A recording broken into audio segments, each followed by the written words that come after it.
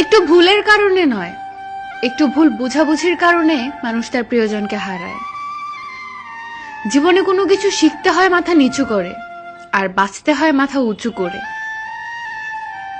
ভালোবাসার মানুষটির অবহেলাই কারোর জীবন ধ্বংস করার জন্য যথেষ্ট। সত্যিকারের ভালোবাসা সেটাই, যেখানে সম্মান, শ্রদ্ধা ও পবিত্রতা থাকে। নিজের বাড়ি ভালো হোক কিংবা খারাপ হোক, নিজের বাড়ির মতো শান্তি কোনো রাজপ্রাসাদেও পাওয়া যায় না। তুমি নেই বলে শহরের এত মানুষের ভিড়ে নিজেকে খুব একা মনে হয়। হারানোর ভয় তো সেই বেশি পায় যে সত্যিকারের ভালোবাসে। আগের মতো সবকিছুই আছে, আমিও আছি, তুমিও আছো, কিন্তু নেই সেই আগের মতো ভালোবাসা। না পাওয়া কিছুর জন্য কষ্ট হয় না, কষ্ট হয় পেয়ে হারানোর জন্য।